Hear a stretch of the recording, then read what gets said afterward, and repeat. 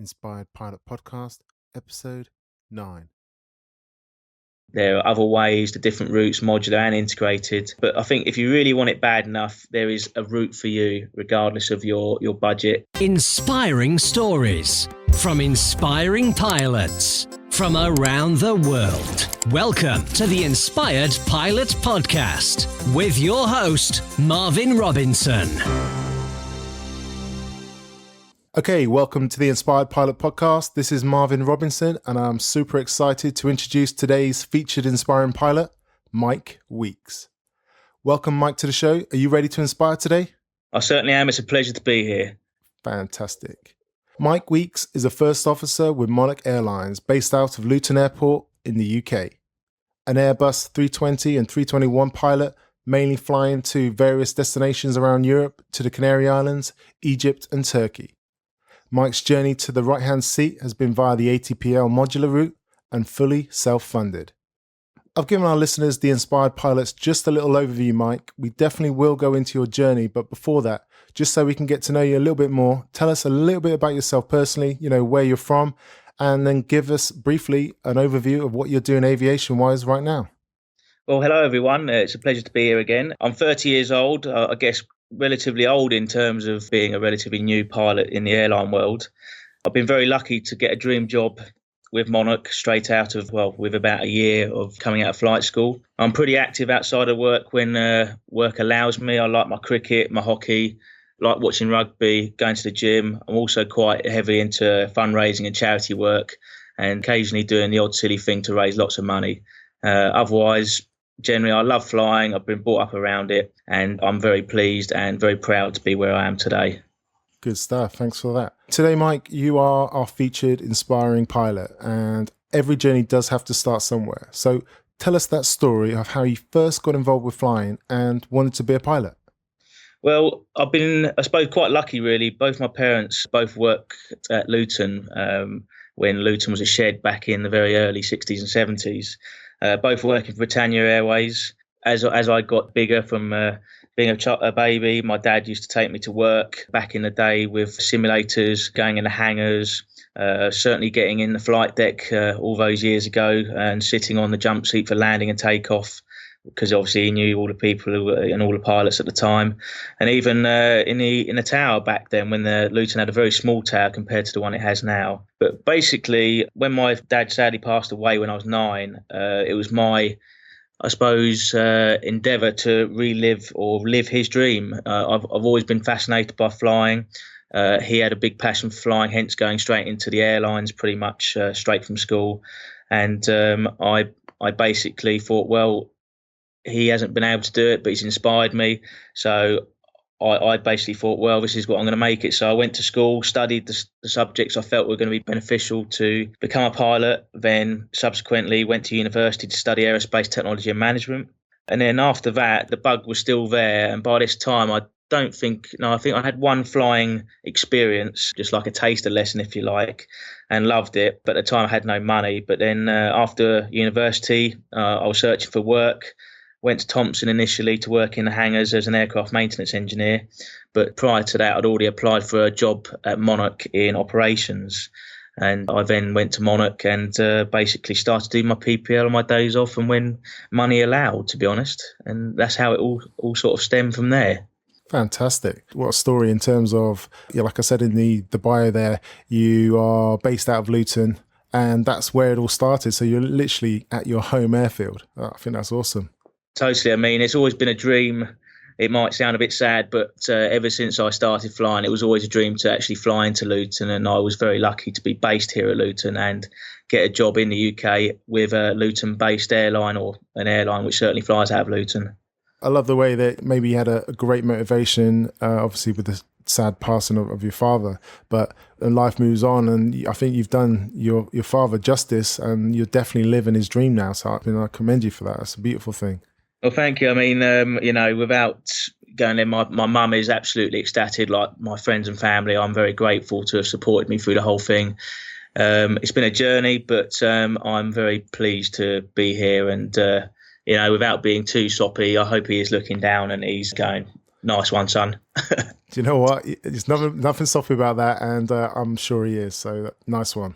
Okay, let's touch then on your training then. Let's go back. So you started off in the maintenance or the operations at Monarch? I was in maintenance for Thompson, but Monarch, it was operations. So the general handling of the flights, day-to-day flight planning, slot management. I didn't do the crewing, but we obviously liaised with crewing who are right next to us to manage to get all the flights crewed and everything run on time, and delay management. Practically the general running of the airline 24 hours a day, but we're all confined within a room and we all work together to make sure that every flight departs on time with the correct complement and it's a safe flight. Fantastic. So you're obviously around all the pilots, etc. What were your colleagues' thoughts when you decided, hey, I'm starting my PPL? Yeah, what was their thoughts on that? Yeah, I mean, the operations job, it can be sort of like a stepping stone to becoming a pilot. And I think the initial reaction when people thought I was going to start becoming a pilot, they thought, oh, it's another one that's going to come through, stay here 2 months and go away. But no, a lot of them were very supportive. In fact, no, all of them were supportive. And then being lucky enough to be surrounded by the pilots and the crew and getting the perks of going away on trips to watch and do stuff down route, like loading and unloading and passenger handling and just generally dealing with the whole flights. It was very much a great insight and only made me want to be in the cockpit more.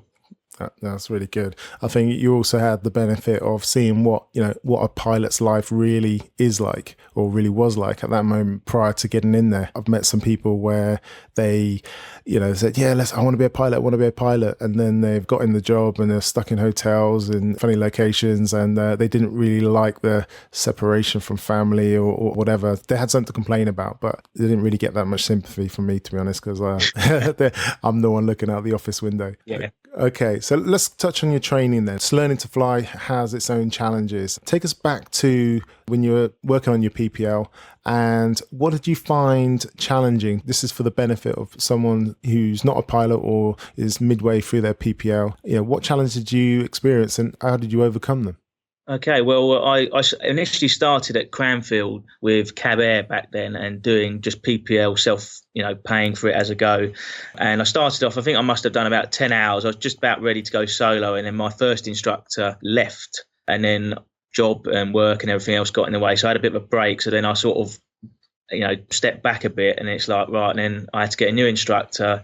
Then I left to go to Elstree, where a friend of mine who was at Monarch, who was a pilot, said, come to Elstree, I'll teach you. So I did that, went solo. And at the same time doing all my PPL exam studies and exams, I did struggle, and I didn't pass everything first time. Some subjects I did struggle with, but at the end of the day I did get it done. So I just found some of the larger subjects like MET quite hard, and also because I'd left university and I was working, I was out of the classroom environment, so trying to sit down and study and having to try and learn stuff again is quite tough when you've not been in an environment where you have to sit down, do your homework, study, revise from that point of view. So that set me back a little bit, but eventually we got through that. Fantastic. So you persevered, and I like the way that you sort of acknowledge, you identified your own sort of weaknesses. And I think when you identify your own weaknesses and you know what they are, then you know what you have to overcome and what you have to do to overcome them. So I think that's a good one and very valid. I personally hated the air law one. I thought that was a nightmare.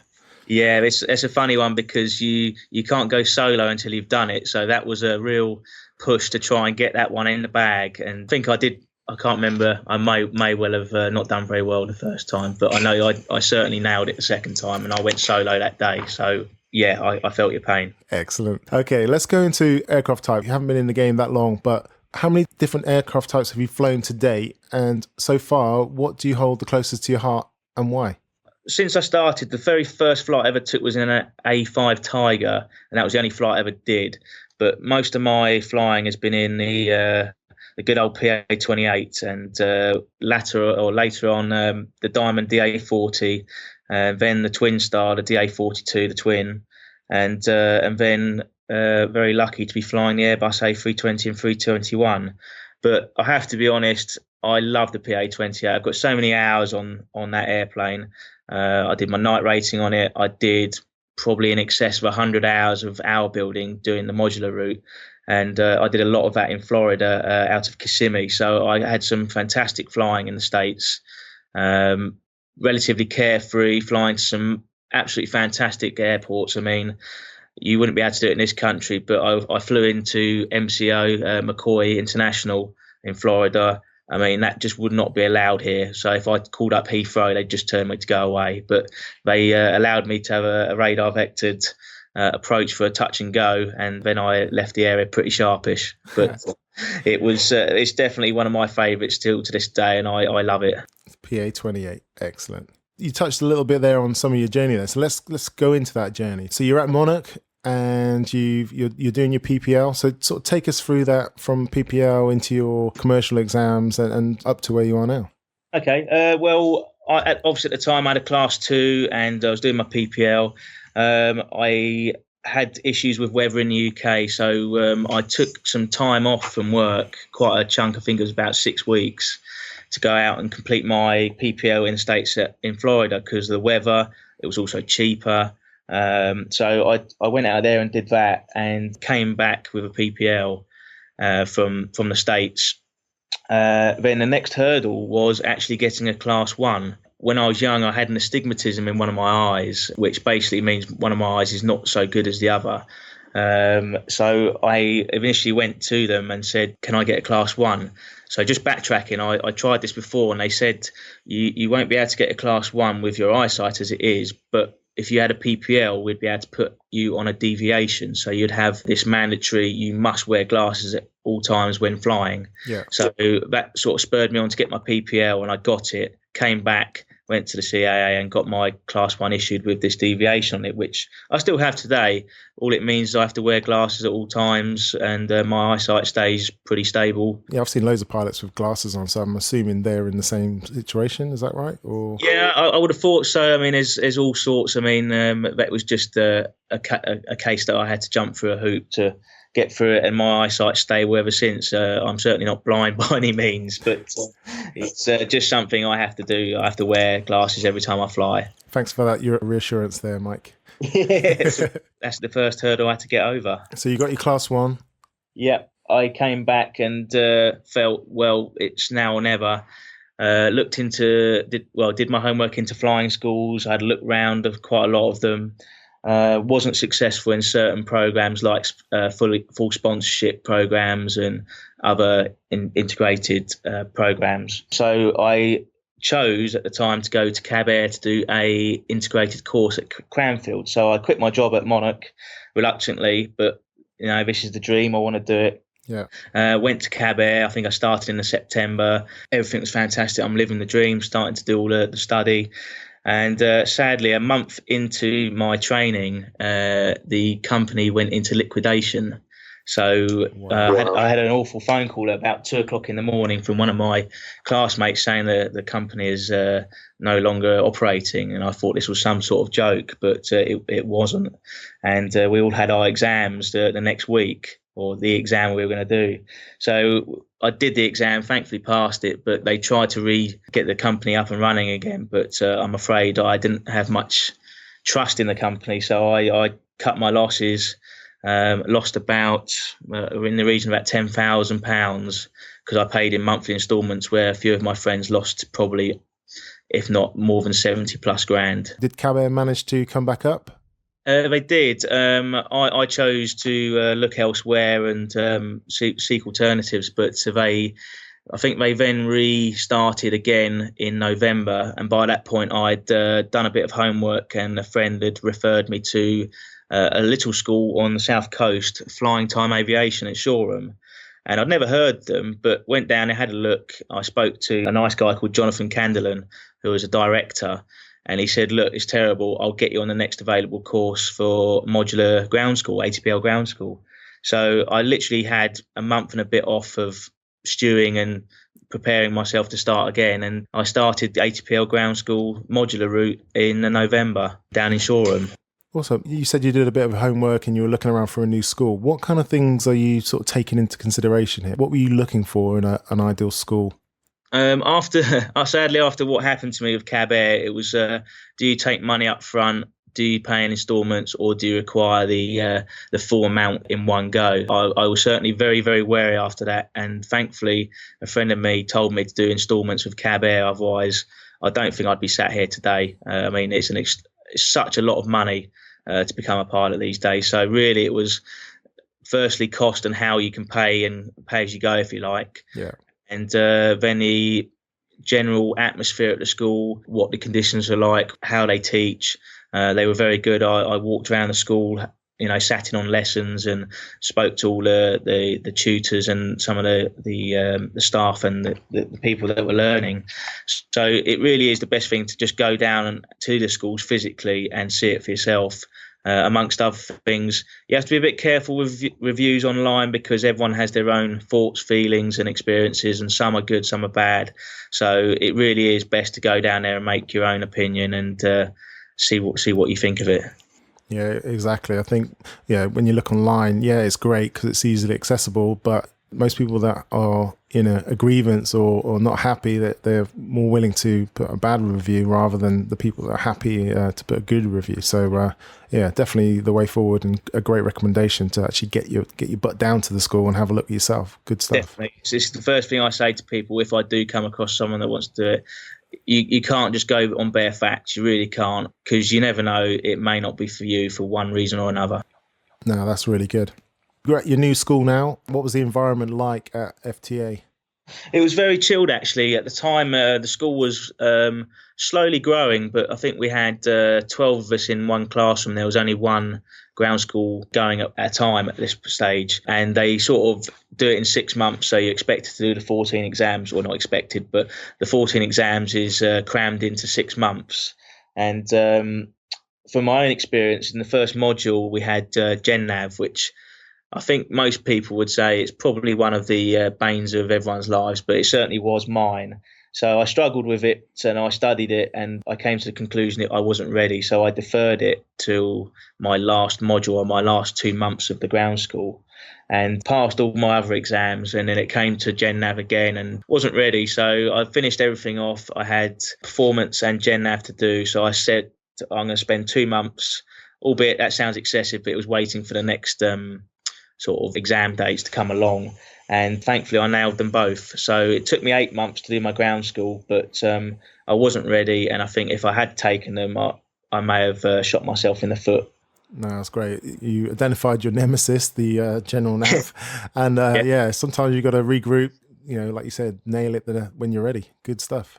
Yeah, exactly. And I came out with a very, very good mark and impressed myself. But at the end of the day, it was just a massive weight off my shoulders because I only had one more sitting left after my last 2 exams due to the first Cadet one taking up one sitting. So it was only one exam in one sitting, which was a bit strange, but that's the way they did it. Okay, so you've done your exams. Once you nail the exams, and you move on to the flight training, is that right? Yeah, pretty much. I mean, because I was modular at the time, I believe this has changed as well now, but you had to have 100 hours PIC to then start your CPL. I think you could do it with 75, but you had to have 100 hours to then get your license issued once you passed your CPL. Yeah.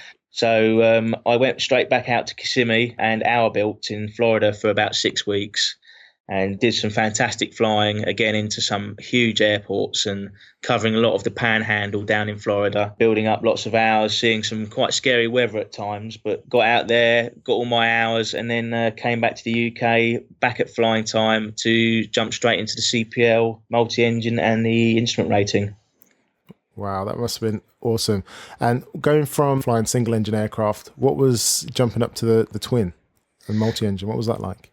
The twin, it was you get to do some backseating of various people's flights who are at a further stage than you, and once you get in that airplane and you realise one engine's going and then you've got another one to go, you suddenly start thinking, this is you're going to start flying with the big boys soon. Albeit if it was at the IR stage, you'd start to go into the airways, you'd be talking to London. You'd start hearing Speedbird, Monarch, all the other call signs suddenly on frequency, and suddenly it gets like, I'm starting to really progress now. And the twin is such a fun airplane, and it's certainly a little bit more powerful. And you just have a bit more fun with it, I find. But I still fly it today in my spare time, and obviously it's a bit more complex, and you have to do more training if you have an engine failure and with the undercarriage and the other systems on it. It's fantastic to fly a bigger airplane and with another engine as well. Another engine to babysit, but that's awesome. Yeah. And jumping from obviously the multi-engine, and tell us a little bit about your IR. How did you find that? The IR was probably my favourite rating, actually. There's a lot of work to go into it. You spend a lot of time in the simulator initially, certainly in the course I did. And the IR initially, I did struggle a little bit with holds and using the NDB to hold and NDB tracking, but that gets beaten into you pretty quick. And then once you start progressing and getting the hang of things, you then start jumping into the airplane and start to go up to the flight levels instead of the altitudes. And then you're starting to plan your routes. Instead of doing it via waypoints and visual points, you're starting to do it via airways and beacons. It starts to get quite real then. And I certainly had to do a couple of extra flights to really nail down my flying, but it really was good fun, and it was tough at times, but yeah, it really was my favourite rating, the IR. That sounds good. How well did the sim flying prepare you for, being up there in the airways and doing it for real? We were quite lucky that the simulator that was at flying time was an exact replica, or it was the DA42 mock-up. So it was exactly the same. It didn't land and take off exactly like the airplane, but that's just because it's the simulator. But the rest of it was brilliant. The instructors obviously got a lot of time in the air. They would make it pretty real in terms of the sort of things you'd expect and the routings and the sort of things that air traffic would make you do. So it was pretty real at times when they made you do flights to various places that you might get on your IR exam or other places that you might have to go to. So it was pretty real at times, to be honest. Yeah, that's really good. Okay, you've got your ratings now. What happens next? Well, I celebrated a fair bit, I won't lie, but the next stage was to get on a 𝗍𝗂𝗃𝗃 course, which a lot of airlines now want nowadays. So I pretty much had the place in mind that I wanted to do it at, and luckily I pretty much jumped from my IR straight onto the course, and I did my 𝗍𝗂𝗃𝗃 with at the time European Skybus in Bournemouth, and even though it was a bit of overkill, I did it on a full motion 747-400 sim, which was wow. Which was pretty good, but total overkill for what needed. I mean, you can pretty much do it in a DA42 sim, I believe, or similar stuff, as long as you get all the syllabus covered. But obviously, for a jet course, you'd have to have a jet sim. But I think you could do the multi-crew course in something similar. But did that, and that was about a week, just over a week, I think it was. Great fun. Why did you go for the 747? Was that just because you just wanted the biggest, baddest jet you could find, or what? Well, there's a lot of, again, we did a lot of homework, a few of us that were doing or at the same stage. I thought after doing all this work, I felt it's time to have a little bit of fun. I'd like to do it in a full motion simulator because, it doesn't matter at the end of the day. You are trying to do your multi-crew cooperation, operating a jet within SOPs and bits and pieces. But I thought this is time to have a bit of fun. And to be fair, at the time, the price of it was actually pretty cheap. So I thought, well, why not? And to go on a 747, it's got 4 engines. I wasn't planning on getting 4 engines straight out of school, but it was good fun and a fantastic experience to see what it's like to fly something that big. I'm actually smiling my face off right now. I think it's hilarious. That's awesome. Yeah, it's good fun. Okay, so you got your multi-crew corporation, your JC. Now what happens? Well, the task of looking for a job, and I won't lie, it was probably the toughest year of my life. Although I was very lucky that once I finished my 𝗍𝗂𝗃𝗃, I rang up some pals back in Monarch and said, I don't suppose you've got any jobs going back in my department. And funny enough, my old job came up again, and I said, what's the chance of me coming back on the proviso? I'm not sure how long I'm going to be there, but at the same time, it could be indefinitely with the way the jobs or the lack of jobs are. So I was very lucky, and I got my old job back and went straight back into operations and searched for jobs that way. But as you can imagine, walking back into Monarch in my old job, the first thing I did was send emails to the the relevant people to see if there was anything available for me. And how did that work out?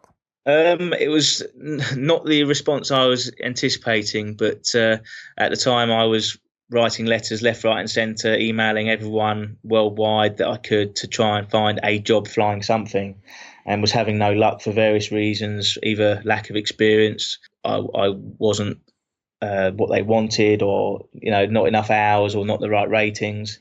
So it was quite tough. You don't get very many replies. You get the odd reply from some companies, but it was pretty few and far between, to be honest. So I just kept knocking on the door at Monarch, and I then had an email back saying we would like you to come and have a chat with us. And I think it was purely right place, right time. There was a course going at Monarch for the A320 because at the time the old Airbus A300 fleet was being retired. So a lot of the A300 fleet pilots were being transferred onto the A320. And there just happened to be an odd space, and they wanted someone quickly to jump in. So as you can imagine, I bit their arm off and said, yes, please, and continued to work in ops until I started my type rating early May last year. You went back home with your sort of shiny new license. That was the biggest foot in the door you could have possibly imagined. So that's awesome.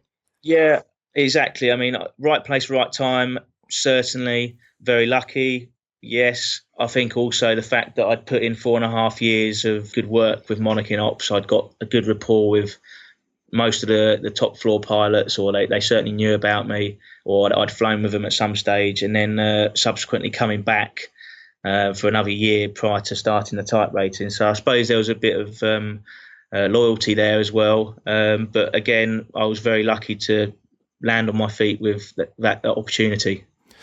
It's like one of our previous guests mentioned that once you've got all these licenses, you can fly aircraft, and what the airlines are looking for are people. And, if you've obviously were there for 4 years previously, so they knew your character, they knew the type of person you were, and obviously you went back to them. So you definitely like that company, and that they obviously liked you. So that, like you said, right place, right time. Good for you. Definitely. I mean, at the time, I was quite happy in my job in ops. Obviously, the fact was I wanted to fly. There's no point having a license if you don't like flying or you don't want to fly. So it was always in the back of my mind that I want to fly, and I would still, when money permitted, to keep my multi-engine and my single-engine ratings going. So I'd fly probably once a month to keep my skills up when money allowed.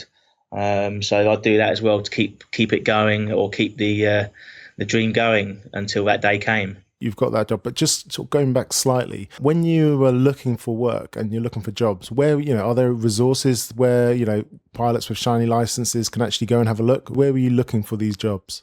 I forget the websites exactly, but there was a few websites I looked at, a few pages on Facebook that would lead you to a link, and they'd post when new jobs would come up, and they'd be pretty much worldwide, but not all of them would be catering for the cadet / brand new pilot straight out of school. It would be non-type rated pilots, which instantly sort of goes, oh, I'm one of those. But then you look into it deeper, they want a minimum potentially of 250 hours on type or jet time of some sort. So you'd look on those sorts of pages, back of Flight International, other bits and pieces. Email companies, look on their websites for job opportunities or the careers page. But most of the time it was either word of mouth, hearing it through other people that applied for it, or just keeping an eye on these websites when they'd post the latest jobs. No, so you definitely have to keep your ear to the ground and keep slogging there. So most definitely. All right. Okay, let's move into what you're currently doing then. So tell us about your current flying. What are you excited about right now? You're an A320, A321 pilot. What are you excited about now? At the minute, I'm not flying a great deal because Luton's a relatively quiet base in the winter, and the other bases are obviously fully crewed and stuff. So I'm not doing a great deal of flying regrettably, but the summer coming up is going to be pretty hectic. So I am looking forward to working quite a lot this summer, which may sound strange to a few people, but I certainly want to get my hours up. I want to be working. Obviously, the more you work, there's potential to earn a bit more money. But at the minute, generally spending a lot of time on standby, which is not a bad thing, but I'd rather be flying. But otherwise, my latest roster that came through this week is certainly a lot busier. So, and there's a couple of other destinations that I've not been to yet. So it'll be interesting from that point of view.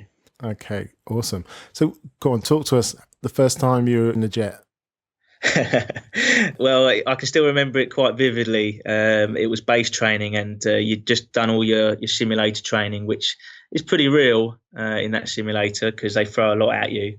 And they actually chucked me straight on the 321. Now, there's not a lot of difference apart from it being a bit longer, a bit heavier, different engines, but effectively it's a bigger 320. But at the time, it was straight on the 321 for base training, so doing circuits in a 321. So I was in the back whilst another guy was flying it up to Doncaster, and he did his circuits. And then they sort of land, taxi in, and it's like, right, your turn, jump in, and you're like, oh my God. I've got this huge jet at my power. Yeah. So you sit down, strap yourself in, trying to remember exactly what you've done in your training. And then the training captain taxis it onto the runway and says, you have control. And then you just think, oh, my God.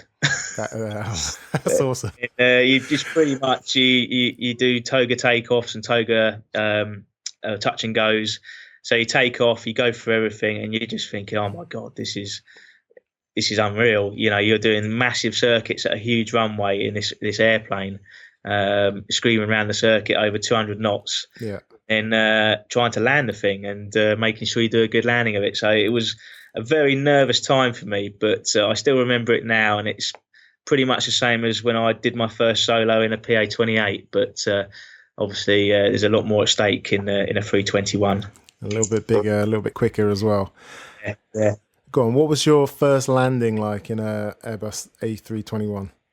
It was a bit heavier than the norm, but it wasn't anything to worry about. Let's put it that way. You know, you land, the simulator lands slightly different to the aircraft, so there's a little bit of give in there, if you like. But it was just slightly, I can't remember which side it was now, but just slightly wide of the centre line. But we went back round, corrected it, and slowly, as you do more and more, I think I did 6 circuits in the end, or 7, I think, and. They all got better and better as it went on. So to be fair, it's all visual. There was no ILS involved. It was purely visual circuits. So there's a bit of give in there for a first timer, certainly. That's awesome. Thanks for sharing that. So you're flying all around Europe now. So give us a sort of a typical sector. Take us through from getting to the airport and off out on your trip. Well, we have an hour and 15 report time. So before departure, we've got to be in the crew room. Doing our paperwork. I'd like to get in a bit earlier to get stuff done. I don't like rushing. So I get the paperwork all put together, flight plans, NOTAMs, weather, load sheets, crew sheets, and other paperwork that needs to be put together. Then you have a sit down with the captain, discuss the flight, check what the weather's doing and all the bits and pieces for the flight so that we can operate it safely. Decide on a fuel figure, phone all the details through for the flight to the handling agent. And then jump on the crew bus out to the aircraft. If you are the pilot flying, you pretty much go straight up to the airplane, get inside, start programming the airplane and sorting it out inside. If it's a cold airplane, you start switching all the systems on and making sure all the checklists are done so everything's turned on. And if you are the unlucky first officer on a rainy day, you will probably be doing the walk around regardless. But if you're not actually flying the airplane that day, you do the walk around and make sure the fuel figure's dialed up correctly and make sure the airplane's serviceable. I'm sure the captain's looking at the weather, deciding whether he or you are flying, depending on the weather. Pretty much, yeah. Even if it's quite a still wind day and it's raining, they'll still decide that you're going to do the walk around. So they pull rank sometimes. I can imagine. But no, that's about it. Once that's done, you go back upstairs, and once everything's all on board, you start doing your brief and making sure the paperwork's done and dusted. Once you've done your brief, so you do your standard briefing the route and your threats and errors, your weather, your serviceability, your NOTAMs, all the minor stuff, and then go through everything you've put inside the box. Double checking that you haven't done something wrong. You make sure the load sheet's correct. You make sure your weights and figures and facts are all correct. And then once everything's done, you do an instrument check and then do your checklists and hope that the passengers are behaving and close the doors and get on your way. And hopefully have an uneventful flight. Fantastic. Okay, so what is your proudest flying moment of your flying career so far? Tell us that story. I think it's hard to really put a finger on one. I mean, I think really I've got four, and they're pretty standard. Is basically getting your PPL, and then the next one is getting your CPL, and then getting your IR, and then finally getting that first job and rating. But I think, if I'm going to be honest, the PPL, as much as getting a fantastic job and a fantastic rating as well with a good airline, the PPL is where you start. You know, it's the grassroots of flying. It's where you start, and it's whether or not you decide to continue or you're quite happy with your PPL and you enjoy your flying, or you want to go that one step further and try and make a career of it. So really that day when I landed in Kissimmee after doing my PPL check ride, it was really quite an emotional day, really, getting that license and that piece of paper signed off. I think I can relate to that. So yeah, I totally agree. That was awesome. So A320, A321 pilot now, what are your future plans and aspirations? Future plans? Well, I am very lucky to be at Monarch. It's been through some turbulent times recently, and I'm still there, thankfully. At one point, it was looking a bit grim for me due to the situation Monarch were in. But luckily, we are on the build, and we are doing very well now. So I'm very lucky to still be there. I want to continue at Monarch. I'd like to become a captain at some time when I'm ready and when the company feels I'm ready. In the real long future, maybe get into training. And maybe a mixture of short haul and long haul, but we have to see where that takes me. But at the minute, I'm pretty happy doing what I'm doing, and I do like to do the odd bit of GA outside of work when I'm not busy. Oh, awesome! Keeping in touch with the grassroots, as you say. Definitely. It's great fun, and you do so much more hands-on flying, even though we do try to do as much hands-on flying within reason in the Airbus, subject to what's going on. But, it's nice to keep your hand in, even flying the Airbus, flying it manually. Okay, this is my favourite part of the show. Welcome to the Quick Fire Checklist, Mike. This is where I ask you a series of questions and you come back to us, the inspired pilots, with amazing and inspiring answers. How does that sound? I'm going to try my best for you, definitely. What is the best piece of advice related to flying that you've ever received? Take your time, don't rush. And that goes pretty much for most aspects of it. Something I can certainly relate to is, even if it takes longer than anticipated, make sure you know your stuff and make sure you get that pass or get it done correctly and safely. Sounds good. Do you have a favourite internet flying resource that you'd like to share with the listeners? It's a tough question, that one. You've got to be quite careful with internet resources, as we might have just discussed earlier, that, you can find pilots via social media, and they are great to talk to. I mean, Twitter, Instagram, other bits and pieces nowadays, you can pretty much follow, ask questions, and see day-to-day life from a pilot's point of view. But again, you got to be so careful. I mean, I think a lot of people listening to this would probably agree. There are some people out there that do try and fake and scam, but you just got to be so careful with what you look at. I mean, people, again, you got to be careful what you look at there, but I don't know. I mean, you just got to be quite careful and try and find a genuine person out there that's willing to give you the right or a good perspective on social media. If not, do your homework and try and find someone for a friend or friend of a friend who may be in the industry or is a pilot. Not one resource in particular that you find yourself on? No, I mean, I've been quite lucky on Twitter, to be honest. There's some really good guys out there, a lot more inspiring than me, a lot more hours and experience than me. You can find them on Twitter, and they're generally very, very accepting of people asking questions and wanting to know how to get into flying and their experiences and some advice. So really, at this time, it might sound a bit strange, Twitter can be very good for that. Okay, but obviously be careful who you're talking to. Yeah, definitely. Good stuff. Can you share one of your personal habits that you find useful and believe contributes to your flying success? practice makes perfect. It's an oldie but a goodie. From my point of view, I like to repeat stuff, so I get it a good. I like to remember stuff. It sometimes doesn't go in first time personally, so I have to practice things. Even nowadays, I like to read through stuff, write it down, cover up the piece of paper and try and remember stuff, and just go over and over and over, if not practicing with someone else, just to go through bits and pieces. So really, from my point of view, practice does make perfect. Perfect. Trikes or tail draggers? Trikes. I haven't had a go at tail draggers yet, but it's on my list of to-dos because I feel it needs to be done. Definitely, it's great fun flying trikes, but I hear from a few friends of mine it can be even more fun flying a tail dragger. Excellent. Can you recommend one aviation related book? The one that's helped me, and it will probably help a lot of people slightly towards the latter end of the training, is Ace the Pilot Technical Interview by 𝗘𝗽𝗶𝗀𝗽𝗍. It can help you certainly during your ATPL ground school. It's got a lot of questions in there that you will definitely come across in your ground school and all the subjects. But it also gives you a lot to think about when you have finished your ground school and you've maybe had a bit of a memory dump because you're going into flying mode and trying to get ready for that first interview when it comes along. So it's very good for that, and it will help you rejig your memory of all that stuff that they may ask you on the technical side, and obviously the sort of HRE personal side of it, what they may expect from you. Okay, we'll make sure we link to the book in your show notes. Thank you.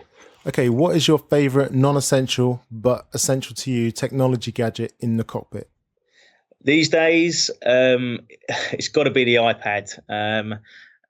We don't have electronic flight bags yet at Monarch, but we do use our iPads to carry manuals, to have quicker access to bits and pieces that we may need, or manuals that may not be on the airplane, and other bits and pieces like notices of various changes in SOPs and stuff. So the iPad is definitely for that. Do you actually use it in, not just storing stuff just in case, you actually use it in operation, in operating the aircraft or referring to documents in flight? Yeah, there's certain things. I mean, there's some great apps out there. Again, the memory can be a bit lapsed sometimes, but there's some great apps for getting your geography quite good, because I thought my geography was quite good until I started flying, and then once you start getting into using waypoints and then giving your PA to the passengers of where you are, you then have to think, actually, whereabouts am I in relation to this country? You better get it right? Yeah, exactly. So there's that point of thing where you can plot the routes on the map, and then you know exactly where you're going. There's other apps that will tell you all the frequencies for all the volmet frequencies and weather frequencies and stuff like that. There's so many apps out there now. Even logbooks are now clearly on iPads as well. It's always good to keep an electronic copy these days. So really, at the minute, because it's a personal iPad, it's generally for my own personal use to try and get information. But I think in the near future, we'll be either getting iPads for operational use, or they'll be installed in the aircraft. Awesome. Okay, it's my favourite question now. So if you had a time machine and could go back in time and meet your younger self just as you're about to start your flying journey, knowing what you know now, what advice would you give yourself? I'd certainly do more homework, or much more in-depth homework on flying schools after the sad issue with Cadet, but I think everyone could probably say they could put more effort and work into their study. I'd like to have started my flying career a lot earlier, but then I didn't realise the hurdles to overcome with my Class 1. So I'd love to go back and start earlier with all the information I know now, and potentially maybe even be a captain by now. I don't know, but if it was, I'd like to certainly have a few more years under my belt right now if I could go back in time. Okay, some great advice to your younger self there.